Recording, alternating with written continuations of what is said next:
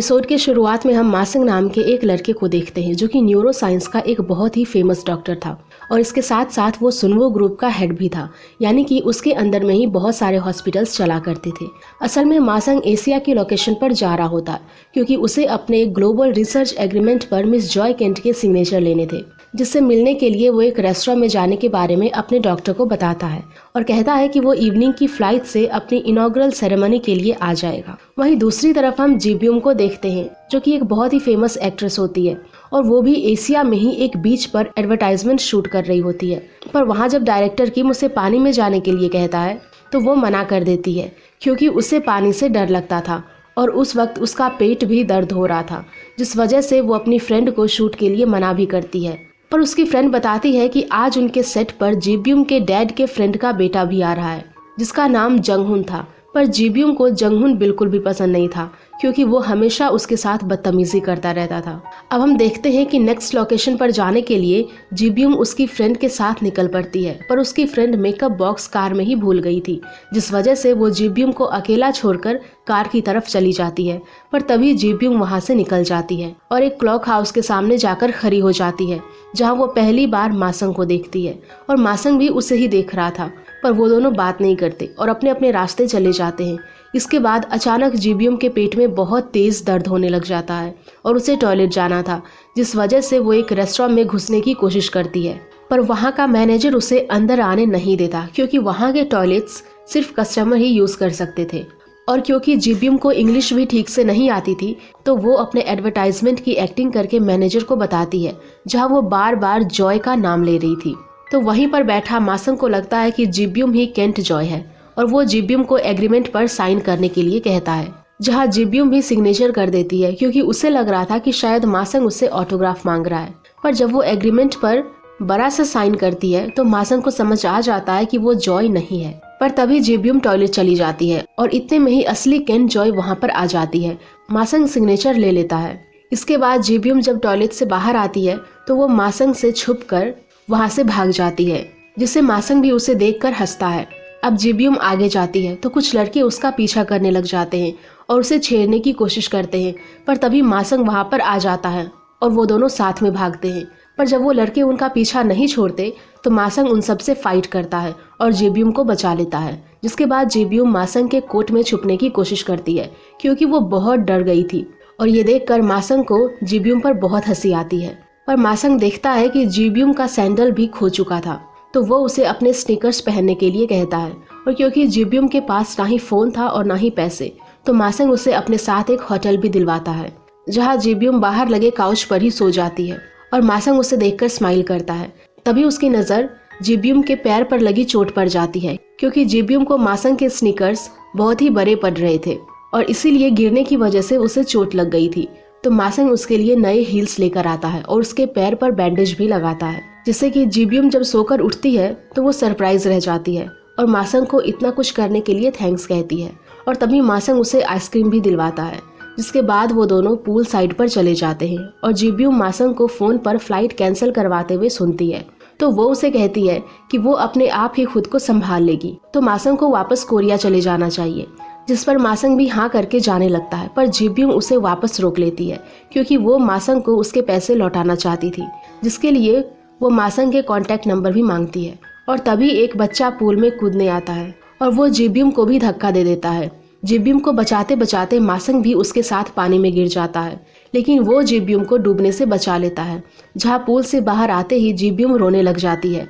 और मासंग को बताती है कि वो बचपन में भी एक बार डूबते डूबते बची है और इसीलिए उसे पानी से डर लगता है, जिस पर मासंग भी थोड़ा सीरियस हो जाता है और वो जीब्यूम से कहता है कि वो उसे यहाँ अकेला नहीं छोड़ेगा जब तक उसके टीम मेंबर्स नहीं मिल जाते। अब क्योंकि जीब्यूम पूरी तरह से भीग चुकी थी तो मासंग अपना कोट जीब्यूम को दे देता है और इतने बड़े कोट में छोटी सी जीब्यूम को देखकर मासंग हंसने लग जाता है। जिस बीच जीब्यूम मासंग से पूछती है कि उसने उसकी इतनी सारी हेल्प की तो मासंग को उसके बदले कितने पैसे चाहिए, क्योंकि जीब्यूम एक स्टार थी और उसके पास बहुत सारे पैसे थे। पर यहाँ मासंग जीब्यूम से पैसे मांगने के बजाय उसका दिल मांगता है, जिस पर जीब्यूम कुछ भी नहीं बोल पाती। और तभी मासंग की नज़र वहाँ पर लगे कुछ फ्लावर्स पर जाती है जिनके नाम का मतलब मेमोरीज था। और क्योंकि आज उन दोनों ने एक बहुत ही अच्छी मेमोरीज बनाई थी तो मासंग उस फ्लावर को अपने बिजनेस कार्ड पर ड्रॉ कर लेता है। जिसके बाद वो जीबियम की टीम को ढूंढने निकल जाते हैं और वहाँ उन्हें वो मिल भी जाते हैं। पर जीबियम को मासंग के साथ थोड़ा और टाइम स्पेंड करना था,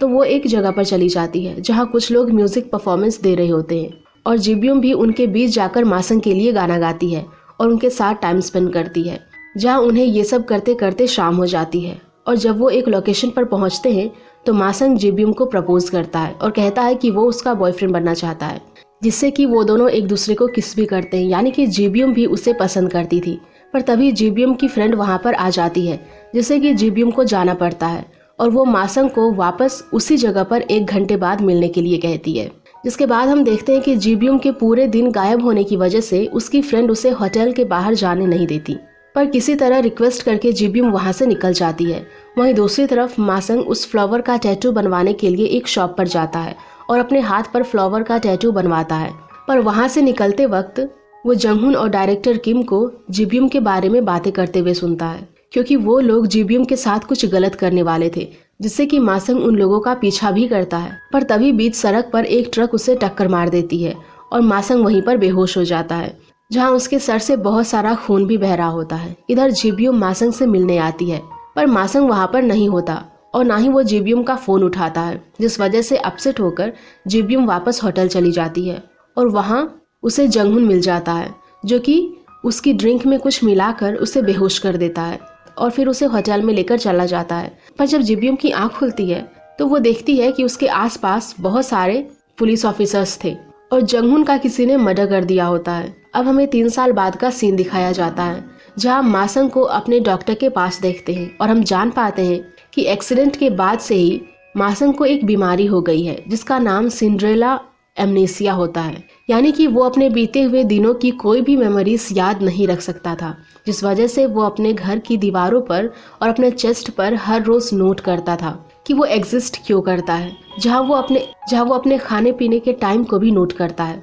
ताकि उसे आगे चलकर कोई बीमारी ना हो। और सबसे इम्पोर्टेंट, वो रोज अपनी डायरी भी लिखता है, ताकि उसे याद रहे कि उसने पिछले दिन क्या क्या किया और अब वो क्या करने वाला है, जिस वजह से उसके पास बहुत सारी डायरीज का कलेक्शन भी हो जाता है, क्योंकि वो 3 सालों से ये चीज कर रहा था। अब हम देखते हैं कि मासंग को उसका ड्राइवर लेने आता है और बताता है कि उन्हें मासंग के अंकल और आंटी के साथ एक मीटिंग में जाना है, जिस पर वो मासंग से पूछता है कि उसने ये सब अपनी डायरी में क्यों नहीं लिखा। तो मासंग उसे बताता है कि वो सिर्फ इम्पोर्टेंट चीजें ही अपनी डायरी में लिखता है। जिसके बाद वो अपनी आंटी से भी मिलता है और वहाँ कुछ और लेडीज भी बैठी थी, जो कि मासंग को शादी करने के लिए कहती है। पर मासंग की आंटी उन्हें बताती है कि मासंग एक बहुत ही बड़े ग्रुप का हेड है और वो ऐसे ही हर किसी लड़की से शादी नहीं कर सकता। जिसके बाद मासंग घर आ जाता है और वहाँ उसके फेस पर लाइट पड़ते ही मासंग को अपनी मॉम और डैड का एक्सीडेंट याद आ जाता है, जिसमें वो मारे गए थे। और उसके बाद मासंग याद करने की भी कोशिश करता है कि 3 साल पहले जब उसका एक्सीडेंट हुआ था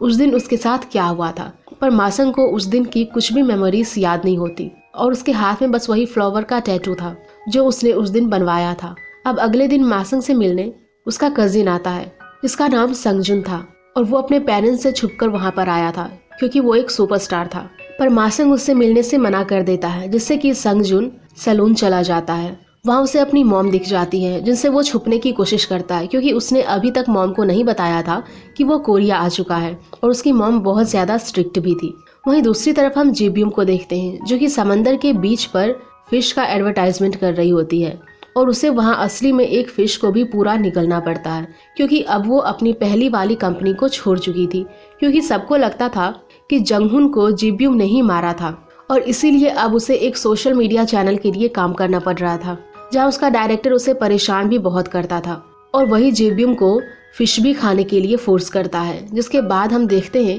कि उसे एक शूटिंग के लिए फ्री में कुछ फिशेस भी मिलती है, जिन्हें लेकर वो बहुत खुश भी होती है। पर उसके गले में अब बहुत तेज दर्द भी हो रहा था, जिस वजह से उसका डायरेक्टर उसे कहता है कि जरूर जीबियम को कोई बैड लक लग चुका है और इसीलिए उसके साथ ऐसा हो रहा है, जिससे कि वो जीबियम को एक रिचुअल करने के लिए कहता है और ऐसा करते हुए वो जीबियम को रिकॉर्ड भी कर लेता है ताकि वो उसका मजाक उड़ा सके। पर तभी जीबियम के पेट में वो फिश खाने की वजह से दर्द शुरू हो जाता है, जिस वजह से वो हॉस्पिटल जाती है और उसी हॉस्पिटल में हम मासंग को भी देखते हैं, जो कि एक मीटिंग में चिल्ड्रन रिहैब को बेचने से मना कर देता है, क्योंकि उसे इस तरह से पैसे नहीं कमाने थे। जिस पर उसकी आंटी भी इम्प्रेस होकर उसे एग्री कर देती है और तभी मासंग को पता चलता है कि उसके फोटोज क्लिक करने के लिए कुछ फोटोग्राफर्स उसके हॉस्पिटल आ रहे थे। तो वो थोड़ा इरिटेट हो जाता है क्योंकि उसे अपनी फोटो क्लिक करवाना बिल्कुल भी पसंद नहीं था और इसीलिए वो खुद फोटोग्राफर को रोकने चला जाता है, जहाँ जीबीएम के डायरेक्टर को वॉशरूम जाना होता है और इसलिए वो जीबीएम को अपना कैमरा पकड़ा देता है और वहां से चला जाता है। अब अंदर से मासंग जीबीएम को फोटोग्राफर समझकर उसके पास आ रहा था और दूसरी तरफ जीबीएम उस कैमरे में अपने वीडियो देख लेती है, जिसे वो डिलीट करने की कोशिश करती है, पर उससे कैमरे की लाइट चालू हो जाती है और तभी मासंग उसके सामने आता है और उस कैमरे को बंद करने के लिए चिल्लाता है क्योंकि उसे जीबीएम याद ही नहीं थी। पर जब जीबीएम की नज़र मासंग पर जाती है तो वो बहुत ज़्यादा शॉक रह जाती है क्योंकि 3 साल पहले उस एक रात के बाद जीबीएम मासंग को देख रही थी। हम देखते हैं कि मासंग जीबीएम से कैमरा छीन लेता है और तोड़ देता है, जिस वजह से जीबीएम के बैग से भी सारी फिशेस नीचे गिर जाती है। और जब जीबीएम मासंग को उसका नाम लेकर चिल्लाती है और बताती है कि क्या वो उसे याद नहीं, जिसे सुनकर मासंग 1 सेकंड के लिए सरप्राइज हो जाता है कि जीबीएम उसका नाम कैसे जानती है। पर फिर वो जीबीएम का इंसल्ट करता है और कहता है कि जीबीएम इतनी भी इम्पोर्टेंट नहीं है कि वो उसे याद रखेगा। जिसके बाद वो वहां से चला जाता है और जाते जाते उसके जूते में एक फिश भी चिपक जाती है, जिस वजह से वो अपने जूते भी डस्टबिन में फेंक देता है। इसके बाद हम देखते हैं कि असल में जीबीएम ने एक कपड़ों की शॉप रेंट पर ली होती है, जहाँ वो ऑनलाइन कपड़े बेचती है और वो अपनी फ्रेंड को मासंग के बारे में बताती है, जहाँ वो उसे कुछ फिशेस भी देती है क्योंकि उसके पास रेंट देने के लिए पैसे नहीं थे। और तब उसकी फ्रेंड उससे कहती है कि मासंग ने ज़रूर जीबीएम को इसलिए नहीं पहचाना होगा क्योंकि वो अब पहले जैसे ब्यूटीफुल और सुपरस्टार नहीं रही। इसके बाद जीबीएम को हम उसके घर पर देखते हैं, जहाँ उसके हालात कुछ ठीक नहीं थे, जहाँ वो अकेले ही अपने भाई बहन और डैड का ख्याल रखती थी, जहाँ उसके डैड रोज ड्रिंक करते थे और उसके भाई बहन भी स्कूल में थे, पर फिर भी वो पता नहीं लगने देती कि उसे अभी कितना ज्यादा हेट्रेड मिलती है और वो बस उनका ध्यान रखती है। वहीं दूसरी तरफ मासंग घर जाने से पहले अपने सेक्रेटरी को नए जूते लेकर आने के लिए कहता है और समझाता है कि कल जब उसे कुछ याद नहीं रहेगा तो सेक्रेटरी उसे उन जूतों के बारे में जरूर बताए। जिसके बाद वो डिनर करने बैठता है। डिनर में फिश खाते वक्त उसे जीबीएम की याद आ जाती है तो वो फिश नहीं खाता। जिसके बाद वो अपने डायरी में लिखता है और सोचता है कि उसे जीबीएम के बारे में आज जो कुछ भी हुआ लिखना चाहिए या फिर नहीं, पर फिर वो इसके बारे में कुछ भी नहीं लिखता क्योंकि आज का इंसिडेंट वो याद रखना ही नहीं चाहता था। जिसके बाद वो सो जाता है। वहीं दूसरी तरफ जीबीएम भी उसे याद करते हुए सो जाती है। जिसके अगले दिन हम देखते हैं कि मासंग को कल जो कुछ भी हुआ उसमें से एक भी चीज़ याद नहीं होती, पर जब वो शॉवर लेने के लिए जाता है तो उसे अपने दिमाग में बार बार जीबीएम का ही फेस दिखता है। उसे ये याद नहीं था कि वो जीबीएम से कहाँ मिला, पर उसके दिमाग में वो सीन होता है जब जीबीएम ने वो फिशेस फ्लोर पर गिरा दी थी। और जब वो डायरी चेक करता है तो उसमें भी उसे कुछ भी नहीं मिलता क्योंकि कल रात उसने कुछ लिखा ही नहीं था। जिसके बाद वो अपने सेक्रेटरी को घर बुलाता है और जीबीएम का स्केच बताता है ताकि सेक्रेटरी उसके बारे में पता लगा सके। वहीं दूसरी तरफ जीबीएम डायरेक्टर के घर उसे सॉरी कहने जाती है क्योंकि उसने उसका कैमरा तोड़ दिया था, पर डायरेक्टर जीबीएम से कैमरे के बदले पैसे लौटाने को कहता है और उसे जॉब से भी निकाल देता है, जिस वजह से जीबीएम और भी ज्यादा परेशान हो जाती है और वो जाते जाते डायरेक्टर को उसकी वो वीडियो डिलीट करने के लिए कहती है जिसे डायरेक्टर ने जीबीएम के रिचुअल करते हुए रिकॉर्ड किया था। इसके बाद जीबीएम अपनी शॉप पर पहुंच जाती है और अपनी शॉप के सोशल मीडिया अकाउंट पर कमेंट देखती है कि लोग उसे अभी भी जंगहुन के मर्डर में हेट दे रहे हैं। और तभी वो अपनी फ्रेंड को फोन लगाती है, जहां उसकी फ्रेंड अब यिम नाम की एक्ट्रेस की असिस्टेंट बन चुकी थी और वहां वो अपनी फ्रेंड को अपनी जॉब के बारे में बताती है कि डायरेक्टर ने उसे निकाल दिया। जिसके बाद उसकी फ्रेंड बिना फोन कट किए फोन को साइड में रख देती है और जीबीएम वो सब सुन लेती है जो उसकी फ्रेंड दूसरी लड़कियों के साथ बात करते हुए बोल रही थी। यानी कि वो सब मिलकर जीबीएम के ही बारे में बात कर रहे होते हैं कि कैसे जीबीएम जंगहुन के मर्डर केस में फंस गई। अब हम मासंग की आंटी को देखते हैं जो कि अपने मैनेजर और डॉक्टर से मासंग की डेली रिपोर्ट चेक करवा रही होती है, जहाँ डॉक्टर उसे बताता है कि मासंग जल्दी ही एक हीलिंग विलेज नाम की जगह शुरू करने वाला है, जहाँ वो उसके जैसे ही डिमेंशिया के पेशेंट को फ्री में ट्रीट करेगा। जिसके साथ साथ आंटी अपने बेटे संगजुन के बारे में भी मैनेजर से पूछती है तो उसे पता चलता है कि उसका बेटा अपनी ग्रेजुएशन छोड़कर यहाँ चुपके से आ चुका है। तो आंटी उसे सबक सिखाने के लिए उसके सारे कार्ड्स ब्लॉक करवा देती है ताकि वो बिल्कुल भी पैसे खर्च ना कर पाए। यहाँ मासंग अपनी मीटिंग भी ठीक से नहीं कर पाता है क्योंकि उसका दिमाग बार बार जीबीएम की तरफ डिस्ट्रैक्ट हो रहा था, जिस वजह से वो ये प्रॉब्लम अपने डॉक्टर से भी शेयर करता है। और डॉक्टर मासंग को बताते हैं कि ऐसा तभी होता है जब मासंग उस लड़की के साथ कोई स्ट्रांग रिलेशनशिप में हो, यानी कि वो जीबीएम को या तो पहले से ही जानता हो या फिर उसका जीबीएम के साथ कोई फ्यूचर हो। जिस बात को सुनकर मासंग अपने सेक्रेटरी को जीबीएम को ढूंढने का काम देता है। जिसके बाद हम देखते हैं कि संगजुन अपने एंटरटेनमेंट एजेंसी के बाहर खड़ा होता है और तभी वहाँ एक्ट्रेस येम आती है, जिससे संगजुन बात करने की कोशिश करता है पर वो बहुत ज्यादा रूड थी, जिस वजह से वो संगजुन के अंदर बिल्कुल भी इंटरेस्ट नहीं दिखाती और अंदर चली जाती है। जहाँ हम देख पाते हैं कि संगजुन की एजेंसी के नीचे वाले फ्लोर पर ही डायरेक्टर किम का ऑफिस होता है और वो येम को जीबीएम से कंपेयर करते हुए समझाते हैं कि वो ठीक से अपनी शूटिंग कंप्लीट करे, जिसे सुनकर येम को थोड़ा गुस्सा आ जाता है। वहीं दूसरी तरफ संगजुन एजेंसी में आ जाता है और उसे पता चलता है कि उसकी एजेंसी के पास डिबेट बनाने के लिए ना ही कोई स्क्रिप्ट थी और ना ही पैसे थे, जिससे कि संगजुन सीधे मासंग से मिलता है और वहां जाने से पहले वो उसे कॉल करता है, जहां मासंग अभी जीबीएम को याद करने में बिजी था और इसीलिए वो संगजुन का फोन भी नहीं उठाता। तभी संगजुन उसके ऑफिस के अंदर आ जाता है और उसे लंच पर ले जाने के बहाने अपनी एंटरटेनमेंट एजेंसी में लेकर जाता है, जहां वो उसे सब कुछ समझाता है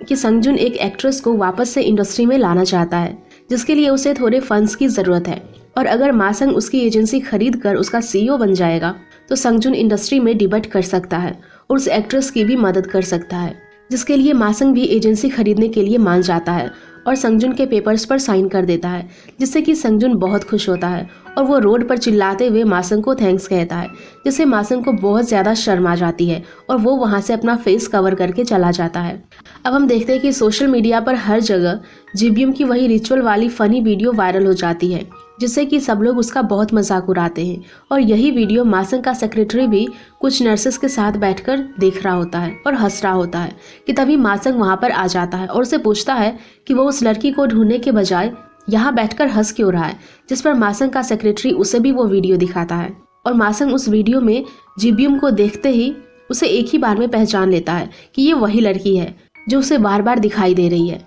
और इसीलिए वो अपने सेक्रेटरी को उसके बारे में पता करने के लिए कहता है, जहाँ सेक्रेटरी मासंग को एक और वीडियो दिखाता है और उसे मासंग जान पाता है कि जीबीएम पहले एक बहुत ही अच्छी एक्ट्रेस और सिंगर थी, पर फिर वो जंगहुन के मर्डर केस में फंस गई और यहाँ तक कि उसने मर्डर किया भी नहीं था। फिर भी जंगहुन की फैमिली और फैंस ने जीबीएम को बहुत हेट दी और वो हेट्रेड जीबीएम अभी तक झेल रही है। ये सब जानने के बाद मासंग अपने सेक्रेटरी को जीबीएम के बारे में पता करने के लिए कहता है कि अब वो कहाँ रहती है और क्या करती है, जिस पर सेक्रेटरी जीबीएम की सारी इन्फॉर्मेशन ले आता है और एक पेपर पर लिखकर मासंग को दे देता है, जहाँ सेक्रेटरी के सामने मासंग उस पेपर को फेंक देता है और कहता है कि वो ऐसी लड़की से ना ही मिलेगा और ना ही उसके बारे में कुछ जानना चाहेगा। पर इसके बाद वो उस पेपर को अपने घर की दीवार पर लगा देता है और सोचता है कि उसे जीबीएम के घर जाना चाहिए या फिर नहीं, और तभी वो पेपर निकलकर उसके पैरों में चिपक जाता है, जिससे कि मासंग को समझ आ जाता है कि जरूर उसके और जीबीएम के बीच में कोई रिलेशन है और तभी वो उसके दिमाग में बार बार आ रही है, जिसकी वजह से वो जीबीएम की ऑनलाइन शॉप पे कपड़े ऑर्डर करता है ताकि इसी बहाने वो जीबीएम से मिल सके। जहाँ पहले तो जीबीएम मासंग के मैसेज का जवाब ही नहीं देती, पर जब वो 100 ऑर्डर जितना बड़ा ऑर्डर करता है तो जीबीएम मान जाती है और कहती है कि उसका ऑर्डर आज ही उसके घर पर डिलीवर हो जाएगा। जिसके बाद मासंग उसे खुद ही ऑर्डर लेकर आने के लिए कहता है और जीबीएम को उस वक्त पैसों की बहुत ज़रूरत थी, तो वो उस ऑर्डर को खुद ही लाने के लिए मान जाती है। जिसके बाद हम देखते हैं कि मासंग उसे अपने घर की एड्रेस ठीक से नहीं बताता और उसे बहुत ज़्यादा इधर उधर घुमाता है और उसका टेस्ट लेता है कि वो उसके घर के अंदर आने के लायक है या नहीं, यानी कि वो कहीं एरोगेंट या फिर कोई क्रिमिनल तो नहीं है। पर जीबीएम ऐसा कुछ भी नहीं करती और इतना घूमने के बाद भी वो मासंग को कुछ भी नहीं कहती। अब जैसे ही वो मासंग के घर पहुंचती है तो दरवाजे पर देखकर वो शॉक रह जाती है और उसका काम सिर्फ ऑर्डर डिलीवर करना था, तो वो ऐसा ही करती है। जहाँ पर मासंग उसे इतने भारी ऑर्डर्स के साथ अपने घर में इधर उधर घुमाता है और आखिर में उसे सबके पैसे देकर ऑर्डर वापस लेकर जाने को कहता है, जिस वजह से जीबीएम को गुस्सा आ जाता है और मासंग को बताती है कि पहले तो मासंग ने उसके कैमरे को तोड़ दिया और अब वो इतना बड़ा ऑर्डर वेस्ट कर रहा है, जिससे कि मासंग को भी समझ आ जाता है कि उस दिन वो जीबीएम से मिला था और इसीलिए वो उसके बारे में इतना सोच रहा था। जिसके साथ साथ वो जीबीएम को उसके कैमरे के पैसे भी दे देता है। अब वो जीबीएम को उसका ऑर्डर फेंक देने के लिए कहता है, क्योंकि जीबीएम को उसके पैसे तो मिल ही चुके थे और मासंग वो ऑर्डर लेना ही नहीं चाहता था। पर जीबियम मासंग को रियलाइज करवाती है कि मासंग के लिए वो ऑर्डर्स थोड़े कपड़े होंगे, पर जीबियम के लिए वो बहुत मायने रखते हैं क्योंकि वो उनको बेचकर ही मेहनत से पैसे कमा रही है। जिसके बाद जीबियम वहाँ से अपना ऑर्डर लेकर चली जाती है और घर पहुँचने के बाद उसकी मुलाकात संगजुन से होती है, जो कि बहुत टाइम से उसका वेट कर रहा था।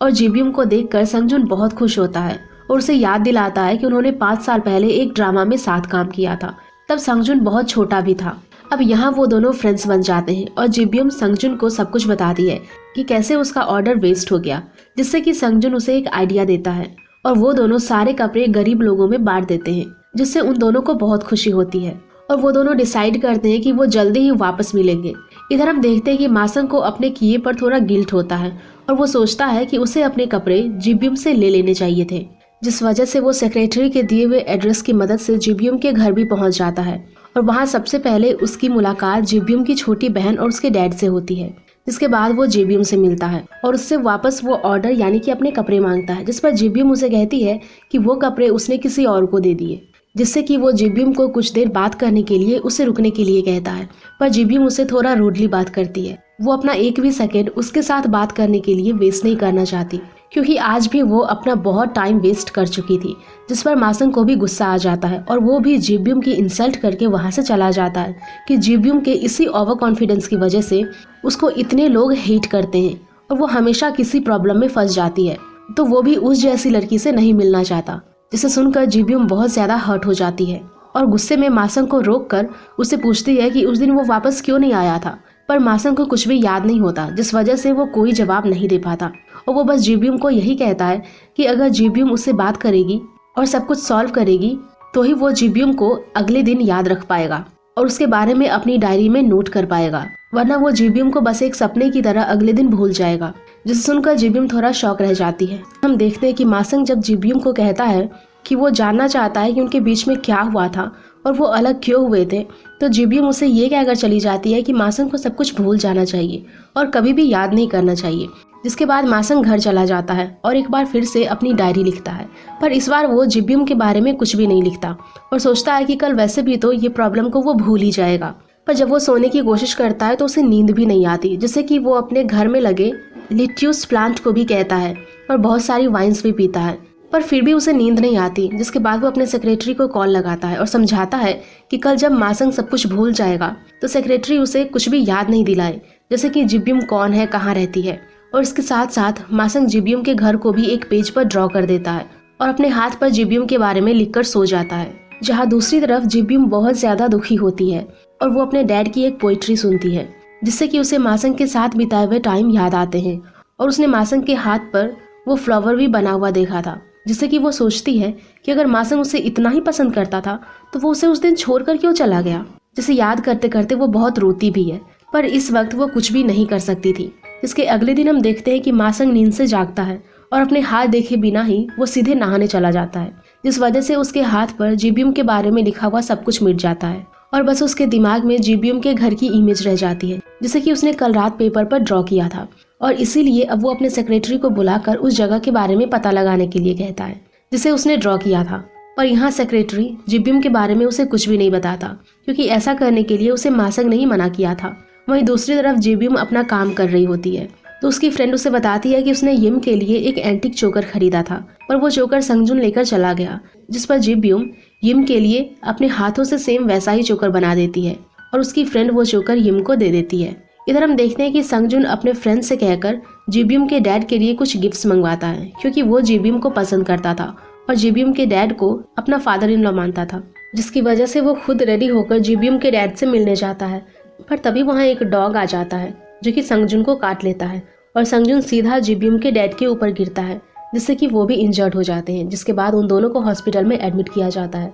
जहाँ संगजुन अपने नाम से जीबियम के डैड को वीवीआईपी वार्ड में रूम दिलवा देता है। और जब ये बात जीबियम को पता चलती है तो उसे लगता है कि ये सब मासंग नहीं किया होगा, जिस वजह से वो उसे लड़ने चली जाती है। वहीं दूसरी तरफ मासंग को अपने हाथ पर कुछ लिखा हुआ दिखाई देता है, जिससे कि वो मिसअंडरस्टैंड कर लेता है और उसे लगता है कि शायद उनके हॉस्पिटल में कोई स्ट्रेंज आदमी घुस गया है, जिस वजह से वो वीवीआईपी वार्ड में जाता है और वहाँ पर जीबियम उसे मिल जाती है। पर वो मासंग से मिलते ही कहती है कि वो अपने डैड का बिल खुद ही पे कर सकती है और उसे उस पर दया दिखाने की कोई ज़रूरत नहीं है, जिस पर मासंग भी यही कहता है कि उसे उसके बिल खुद ही पे करने पड़ेंगे, और वो क्यों उसका बिल पे करेगा, क्योंकि उसे तो कुछ भी याद ही नहीं था। जिसके बाद जी-ब्यूम बिल पे करने जाती है और मासंग अपने कजिन संगजुन से मिलता है, जहाँ संगजुन उसे डॉग के बारे में बताता है। जिसके बाद मासंग वहाँ से चला जाता है और रास्ते में उसे बिल काउंटर पर जी-ब्यूम खड़ी हुई नजर आती है, जो कि संगजुन के नाम से बिल पर थोड़ा डिस्काउंट मांग रही होती है, क्योंकि पहले उसे नहीं पता था कि असल में संगजुन ही उसके डैड को यहाँ पर लेकर आया था।